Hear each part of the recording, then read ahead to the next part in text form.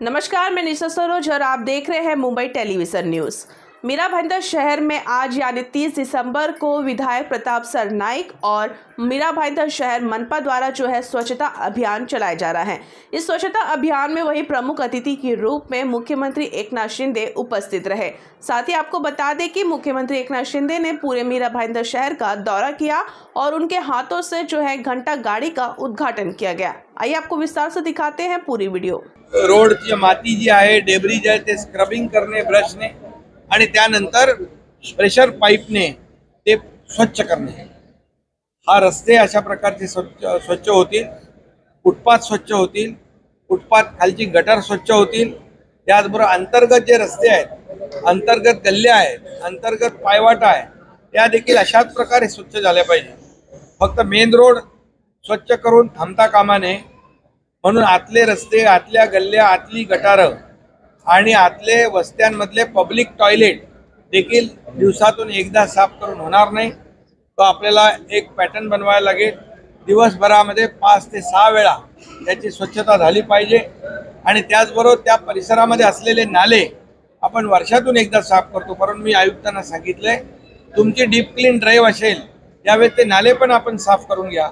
त्यासाठी तुम्हाला काही मशिनरी लागेल, ती मशिनरी देखील उपलब्ध करून दिली जाईल आणि यामध्ये मोठ्या प्रमाणावर स्वच्छता म्हणजे फॉगर, त्यांच्याकडे फॉगर मशीन पण आहे, जे 50, 60, 100 मीटरपर्यंत वरती पाण्याचे फॉगर जातात। अँटी स्मोक गन आहे, त्यातून मोठ्या प्रमाणावर हवेतले धुलीकण जे आहेत, हे धुलीकण देखील खाली येतील आणि ते सगळे सेटल होतील।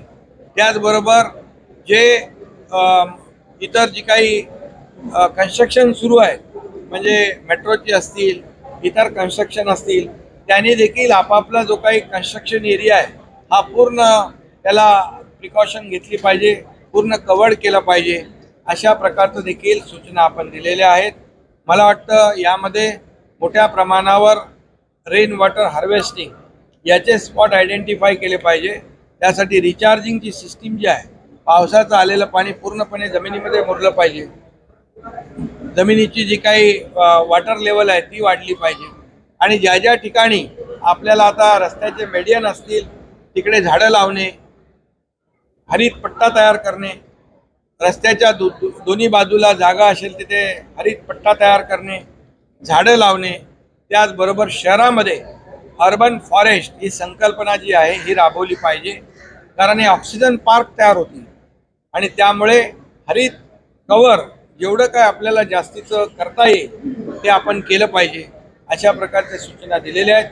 हा जो ड्राईव्ह आहे हा एक दिवसाचा नाही आहे, हा मार्चपर्यंत त्यांनी विकली हा डीप क्लीन ड्राईव्ह ठेवलेला आहे आणि हे रुटीन जे स्वच्छता आहे ती तर चालूच राहील, पण डीप क्लीन ड्राईव्हमुळे तुम्हाला व्हिजिबल इम्पॅक्ट दिसेल आणि लोकांना या धुळीपासून, कचऱ्यापासून, प्रदूषणापासून मोठा दिलासा मिळेल।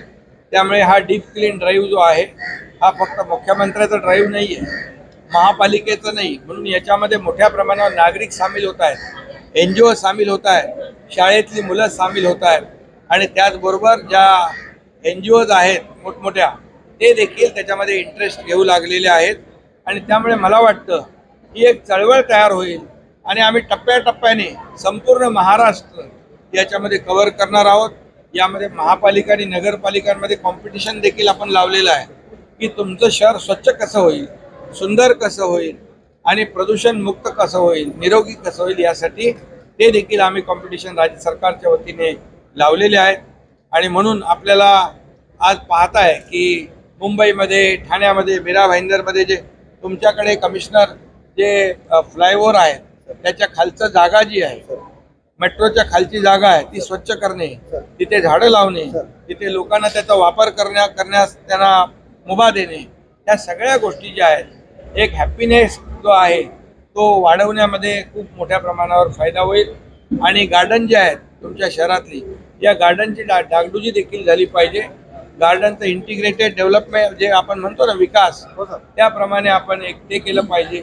त्याचबरोबर जे तलाव आहे या तलावाचं सुशोभीकरण, सौंदर्यीकरण हे देखील झालं पाहिजे, कारण तलाव असतील तर चौपाटीसारखं त्याचा लोक आनंद घेतील आणि म्हणून एक शहरामध्ये फक्त उंच बिल्डिंग म्हणजे विकास असं नाही, तर हे जे काही आता हे आपण इथे हे ऑडिटोरियम होतंय, मोठं कलादालन होतंय आणि बाळासाहेबांच्या नावाचं कलादालन होतंय, नाट्यगृह होत आहे.